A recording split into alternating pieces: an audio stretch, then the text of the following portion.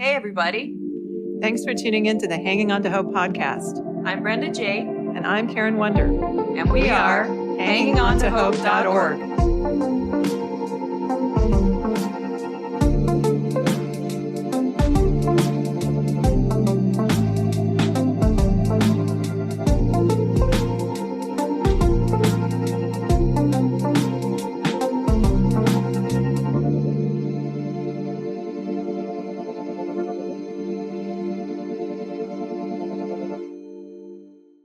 This podcast is intended as educational and is not psychological or medical advice. Always consult a professional when needed, and we disclaim any liability in connection with the instruction, information, or advice given. Hi, everyone. Welcome to the Hanging On to Hope podcast. This is Brenda J. Today, we have Reverend Dr. Sanghoon Yoo on the podcast. Pastor Yoo is founder of the Faithful City, TFC, and led ministries and social services for over 2 decades in the Phoenix metropolitan area. Pursuing recovery from his traumatic season, he encountered the trauma-informed care movement and founded the Arizona Trauma-Informed Faith Coalition, AZTIFC, with exponential growth. He was a founding board member of the Arizona ACE Adverse Childhood Experiences Consortium, where he chairs the Interfaith Committee. With AZIFC, he organizes statewide conferences, regional and national meetings, and develops professional field collaboration with various societal sectors. He also offers trauma-informed care training, organizational and systemic change consultation, and trauma-transformed discipleship. Recently, TFC launched the Creating Communities of Belonging project with a grant award by the Maricopa County Department of Public Health to train faith communities for trauma-informed care-based substance use prevention. Dr. Yoo organized the first annual Weave and Cleave conference in May, recognizing 11 faith-based organizations for their Belonging Community Project training completion. In addition, he is co-managing the faith-based community, PACE's connection, and sharing the faith committee at Campaign for Trauma-Informed Policy and Practice, CTIPP, to advance the movement with national leaders and colleagues. Ooh. That's a long introduction. So welcome to the show. Yes, welcome to the show. This is Karen. It's so nice to meet you. Thank you for having me. Today, we'll talk about trauma-informed care. Continuing with part 2. Right. If you don't have that support, the stress just continues and continues and continues. So we're going to briefly go over these. We've talked about the fight, flight, freeze, and fawn or flock responses before, so you can just briefly explain them. So in your material, you go over stress and survival responses, fight, flight, freeze, and flock. Can you explain these and some of the symptoms? Right. We say this as a responses because when we say symptoms, it feels like, oh, those things must go away. Let me tell you very important things here.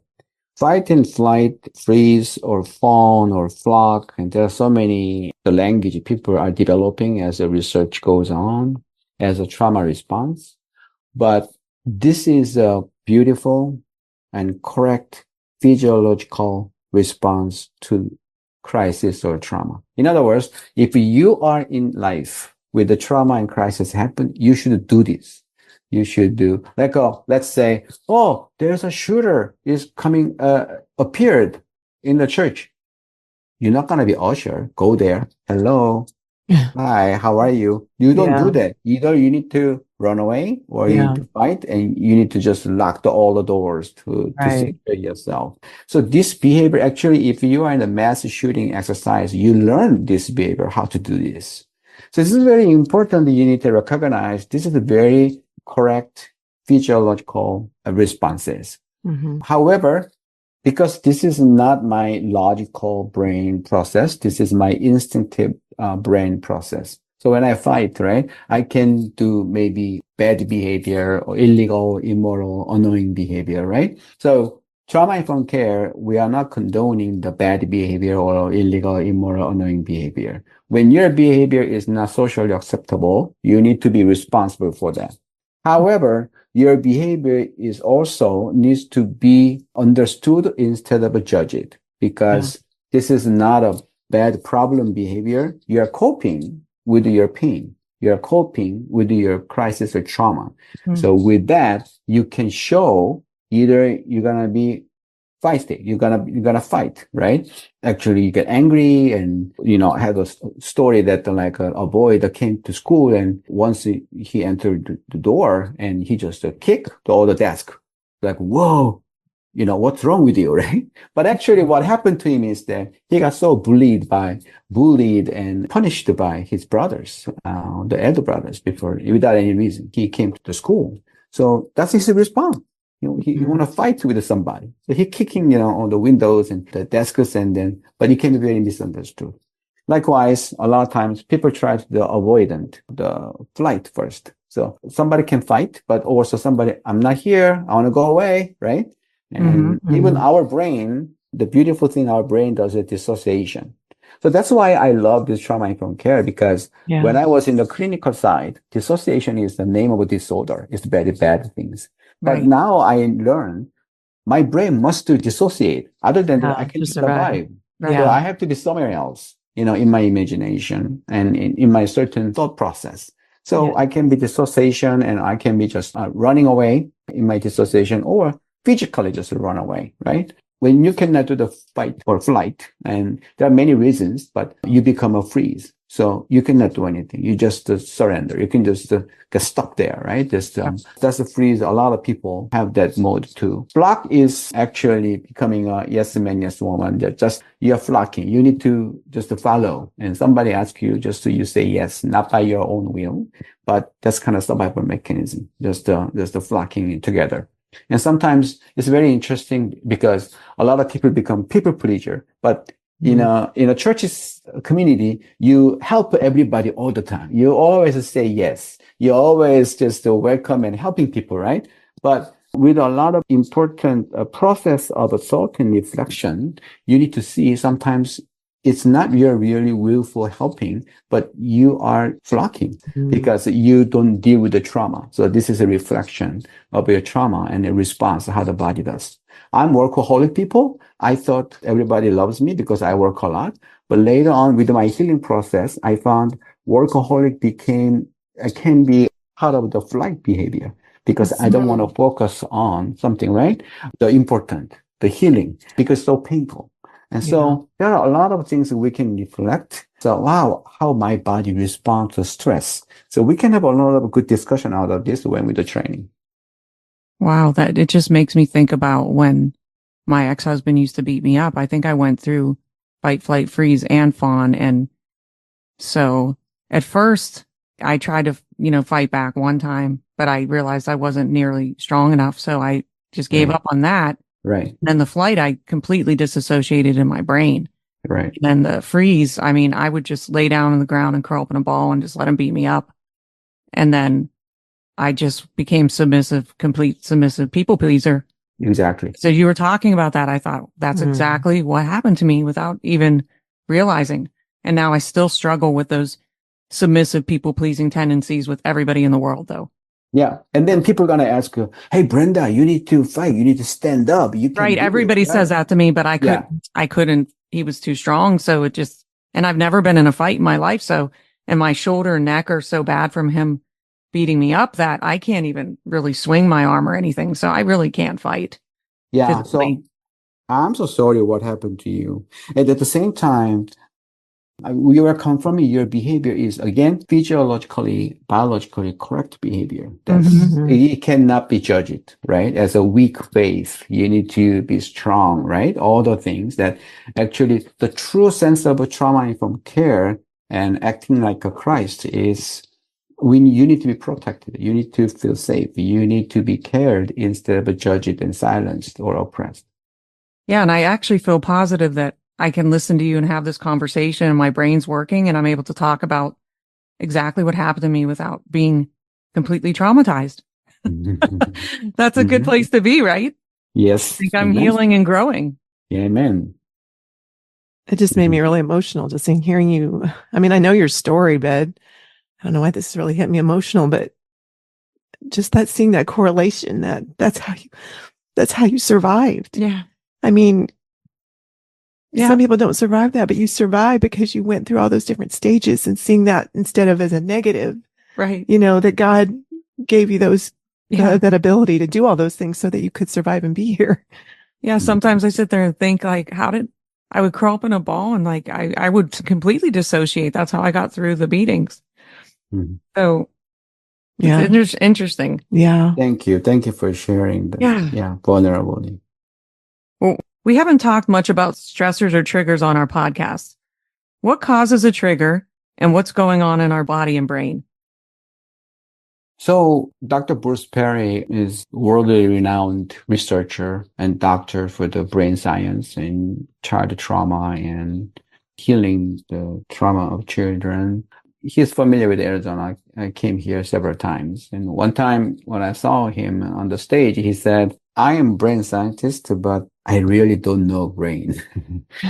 Our brain is so complicated, right? And just, I think if somebody says we can prevent triggers, I think honestly, I don't want to say lie, but that's too arrogant opinion. Trigger can be anything.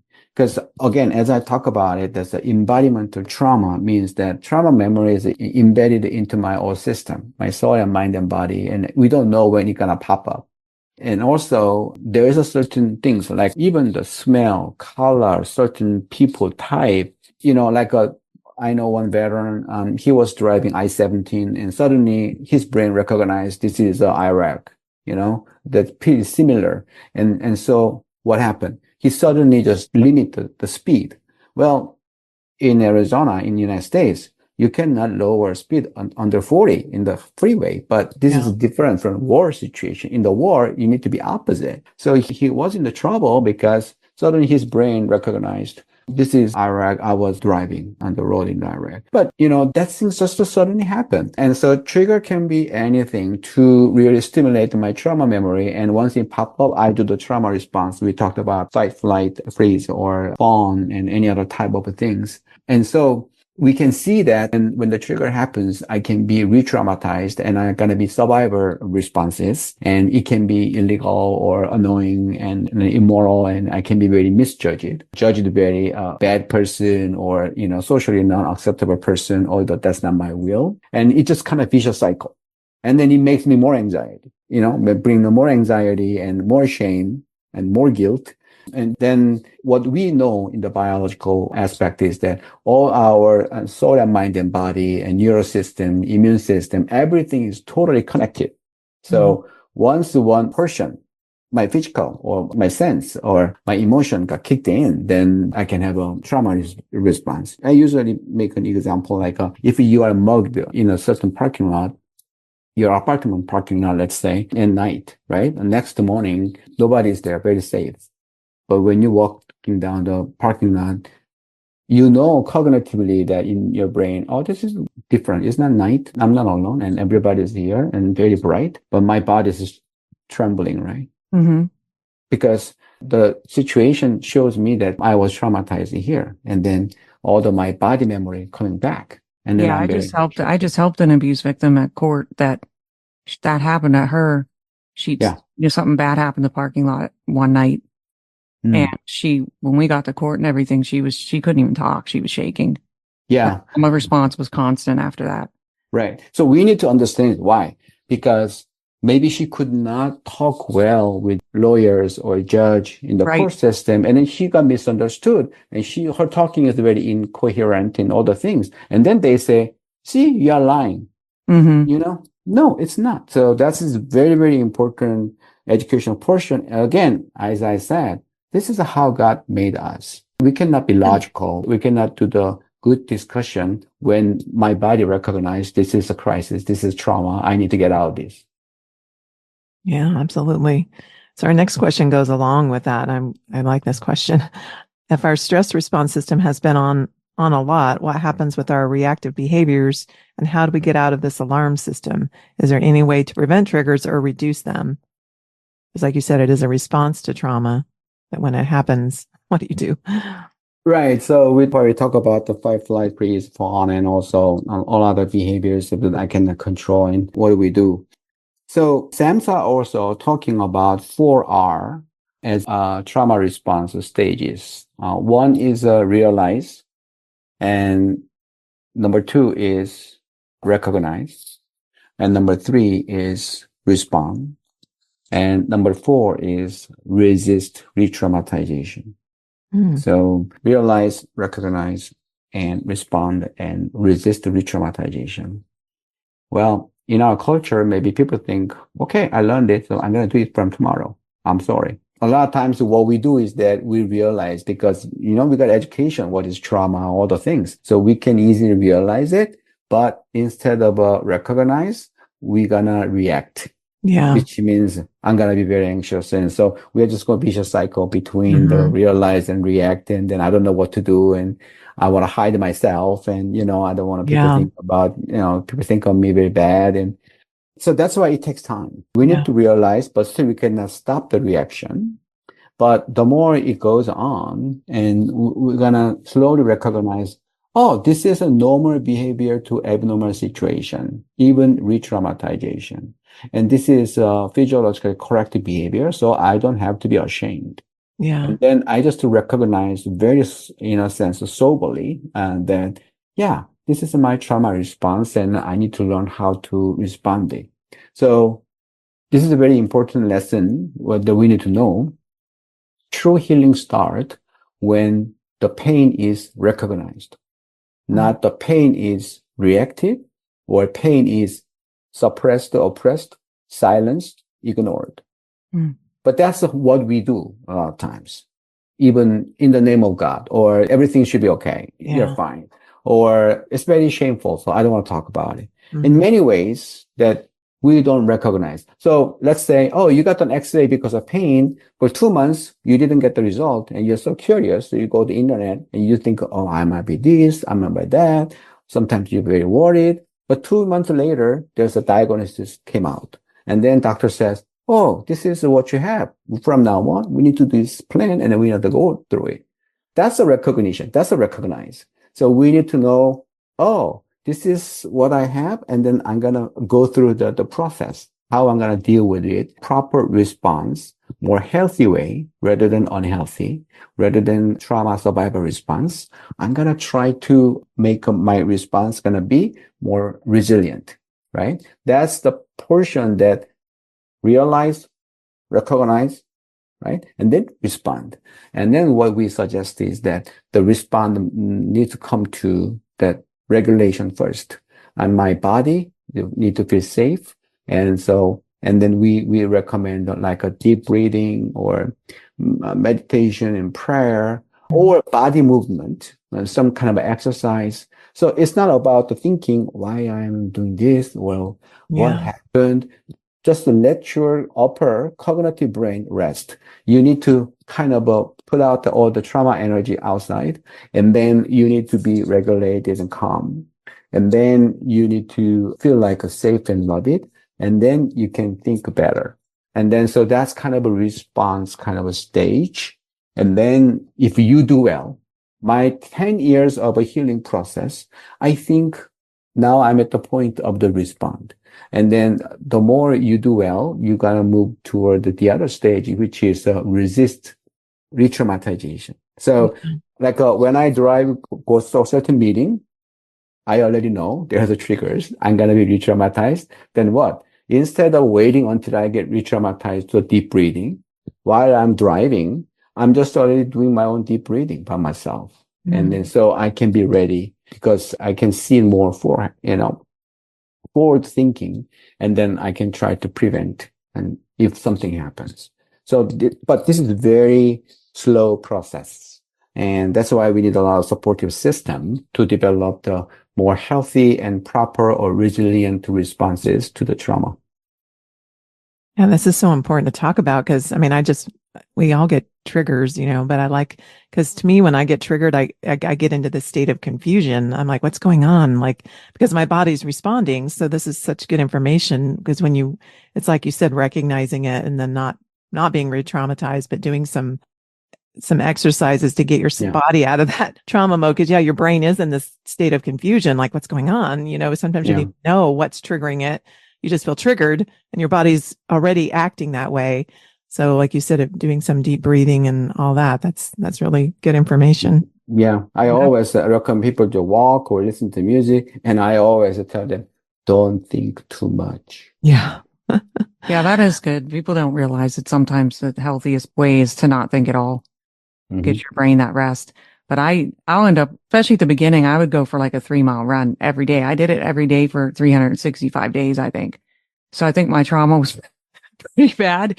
And some of my therapists would be like, I think you need to do more relaxing things to get rid of that. But that must have been what I needed to do in my body. No, I told you that either that you try to calm or you do a lot of body movement. It's Yeah. very Okay, so that important. makes sense. Yeah. Yeah, Another way to exercise, get rid of and it. that's a way of the regulation. So some I can- people, yeah. yeah, I can tell I'm healing because when I would get triggered before, I had to just keep running and not stop. Now I run more because it makes me feel better and calms me, but I don't, like before I had to do it to even be normal.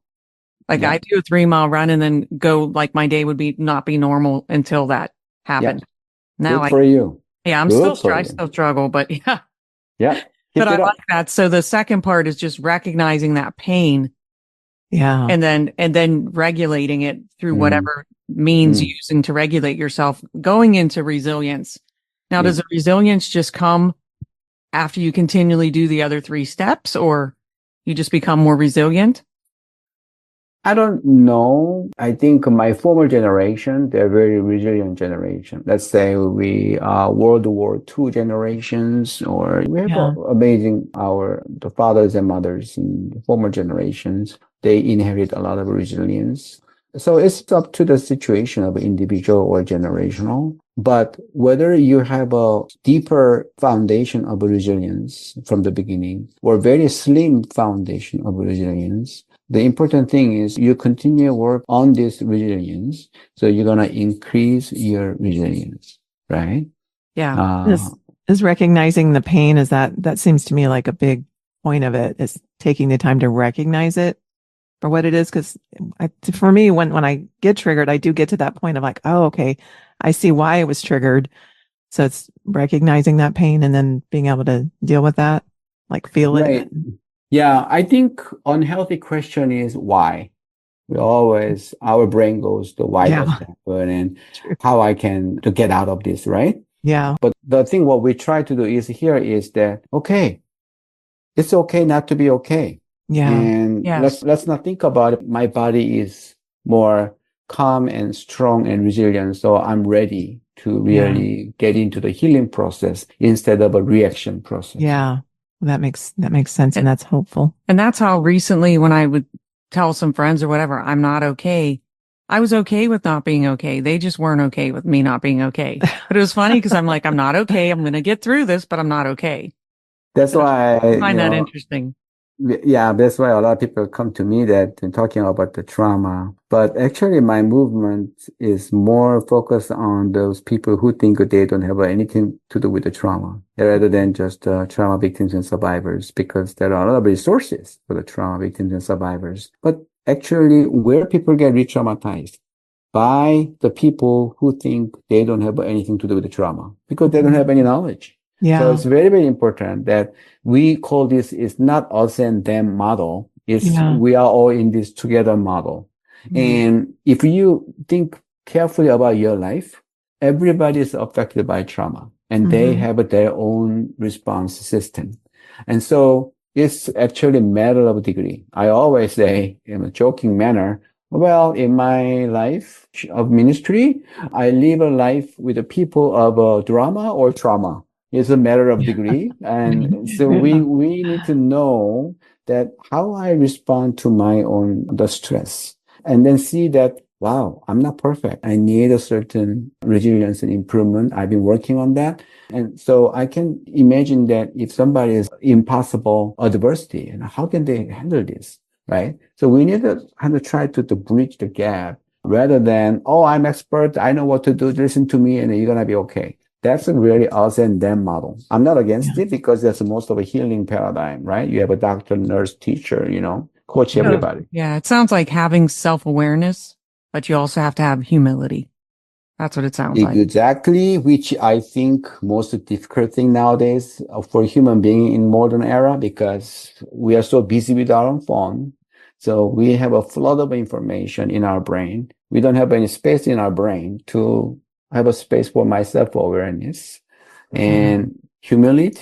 Wow, good luck with it. I don't know. Yeah, I hope we have that. Yeah, that's very true. So we don't have to get in depth of this. So you have a lot of materials on you have a website. You talk about the science behind PACE. prevent ACEs, heal trauma, building resilience. We just talked about that. Mhm. Can you explain and expand on the science, epidemiology, impact on the brain, Yeah. impact So on the body, epigenetics, and resilience? So that's what that stands for. Did I pronounce that right? yeah, yeah, Epidemiology. yeah, epidemiology. Yeah. So it's interesting nowadays. We see the more gap, in a sense, between science and faith. But again, that's why I'm talking about the physiology and biology, right? I'm not talking about the science based on a survey or, I mean, without the vaccination and people don't trust the science and a lot of things going on. And however, as a survivor and working with a lot of survivors, trauma is real. And then we say it is everywhere. And I was talking about the vicarious trauma, and now we're talking about the collective trauma. So we are all affected. And that's very important. It's not like, oh, I was not that place, so I'm okay. No, you see it through the media, and that image affects you. And when you talk about it with others, it affects us. So epidemiology is really, it's about that, how much it is a wide problem, where you can find it. But if you research in ACEs, at least 65% of the United States population have at least one ACE. And also, you may have your family member, whoever, or your friends, very close friend, who have more ACEs. And so it affects each other. Brain is not only biological organ. Brain is interpersonal organ. Brain is a cultural organ. Brain absorb all the information and it process and make an interpretation. And then brain make my body and my mind to respond to it. So it's an ongoing process all the time. And with that, the science discovers, we call this a socio-ecological model. We are all connected. One incident, myself, how to deal with it, and then my next person, my family, community, state, even the whole world is all connected. Even epigenetics, that study of DNA expression. I don't want to go deeper here, but the main thing here is that whatever happened to my former generation, grandpa, grandma, that affects my not gene structure, but gene expression, which means I'm very vulnerable in certain situation that if certain situation is a similar situation, what happened to my grandparent generation happened to me, then my gene expression switch can be turned on, which means I can be just anxious or depressed. I don't know why. So it's a very important concept when we talk about historical trauma, racial trauma, all the things that are connected to my community or my ancestry, the history. And so those things are a very important kind of the founding based on the real science and all the experiments about animal and also generations who went through the historical trauma. So the brain science tells us that our brain system and cell structure, immune system and neural system and my mind and my emotions, right? Emotional brain is all interconnected. And we need to learn how to respond to it more healthy or resilient way. Other than that, it can impact us very negatively and with a trauma survivor. And ultimately, it can impact us, our healthy issue or mental health issue later. That's interesting. Can you give a brief overview of NEAR science to our listeners? Well, so with that, we call this NEAR, N-E-A-R science in the trauma world, which is talking about N stands for neuroscience. E stands for epigenetics. I just briefly talked about it. A also, we talked about it, adverse childhood experiences. Mm-hmm. And the R stands that resilience research. So neuroscience is kind of a foundational science field. And if somebody want to know about the trauma-informed care, they need to go through this neuroscience, epigenetics, and adverse childhood experiences and resilience research. So much good information out there. It's so encouraging to me. In your material, the triune model explains how the brain is broken down into the executive state, emotional state, and survival state. Can you explain in a simple way what are the functions of each? Right. To be continued. Stay tuned for next week's part 3. You don't want to miss it. Thanks for tuning in to Hanging On to Hope. Check out our website, hangingontohope.org. There are resources on there, and if you would like to donate or volunteer, you can do that through our website. We are a brand new nonprofit, so we appreciate any and all support. And we thank you for listening, and until next time, keep hanging on to hope. We are evidence that there is hope and healing for you, and our passion is to help you find it too. So thanks for tuning in. Thanks for listening, everyone.